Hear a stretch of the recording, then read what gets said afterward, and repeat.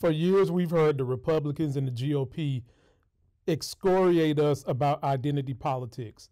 In this video, I break down what identity politics is and how they tried to point the finger at somebody else for what their asses is actually doing. Please be sure to subscribe. And if you want to make a donation to the Life Gain Studios film complex, where we're going to be filming films and movies that relate the history of this country to what is happening now and letting black people get superpowers to overcome what we've dealt with for 200 years, go to this link right here, make that donation, and enjoy this video that gives you clarity on identity politics and what is really meant when it's said. I'm up early for the dealers come out. Everybody is outside till the killers come out. You ain't eating, you just act full. I'm impactful. Dozen funerals in a month. I got that pull. I will give it to niggas in all rap forms. Ignatius out right now on all platforms. The political landscape in America is shifting. Trump's victories exposed a powerful force-white identity politics. This force often hides in plain sight. It disguises itself as a movement for the working class, but the truth is undeniable. White identity, especially white male identity, holds immense sway in American politics. It sets the standard. It dictates the conversation. Yet it remains largely invisible, a silent orchestrator of power. This invisibility is its greatest strength. White identity is so deeply ingrained that it's often perceived as neutral, as the norm. It's not seen as an identity, but as the default setting of American society. This makes it incredibly difficult to challenge. How do you fight something that everyone pretends doesn't exist? The media plays a significant role in perpetuating this invisibility. Instead of shining a light on white identity politics, the focus is often redirected towards marginalized groups.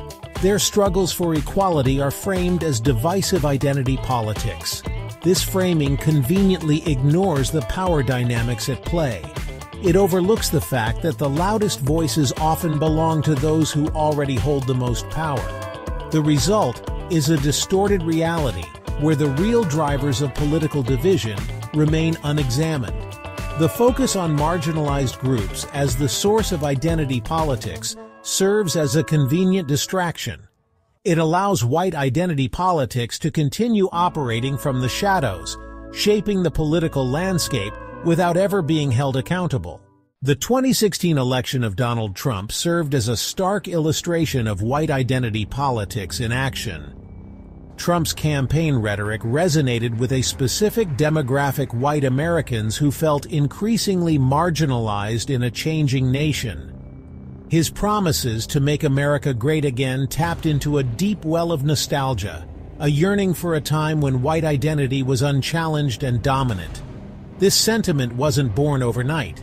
It had been simmering for years, fueled by economic anxieties and a growing fear of demographic change. The election of Barack Obama, the nation's first black president, further stoked these anxieties.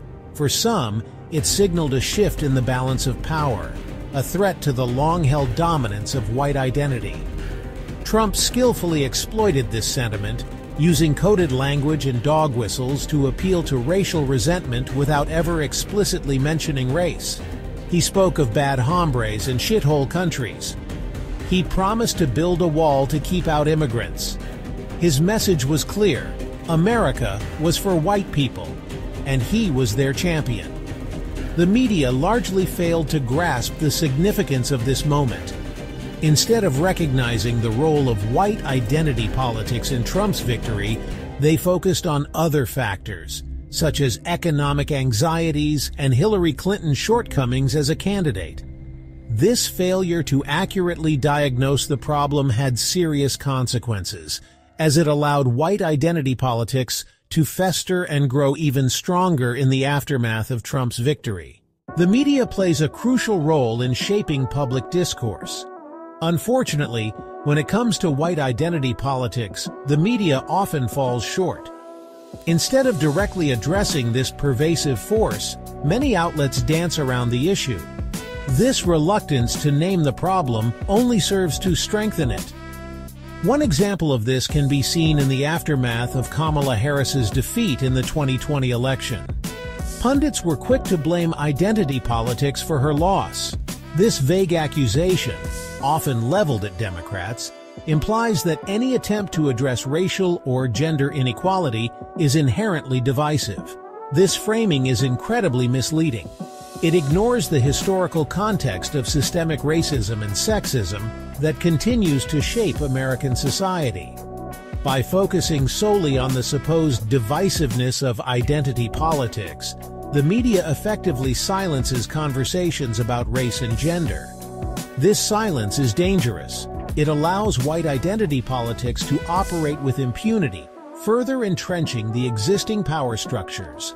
Until the media is willing to shine a light on this pervasive force, white identity politics will continue to exert its influence from the shadows. The consequences of white identity politics extend far beyond rhetoric and campaign slogans. This force directly impacts policy decisions, often to the detriment of marginalized communities. Understanding this connection is crucial for dismantling systems of oppression. One area where this impact is clearly visible is immigration policy. The fear of a changing demographic, a core tenet of white identity politics, fuels support for restrictive immigration laws. These laws, often framed as protecting national security, disproportionately harm communities of color. Another example is the criminal justice system. The mass incarceration of black and brown people is a direct result of policies rooted in white supremacy. From racial profiling to mandatory minimum sentencing, the system is designed to maintain a racial hierarchy.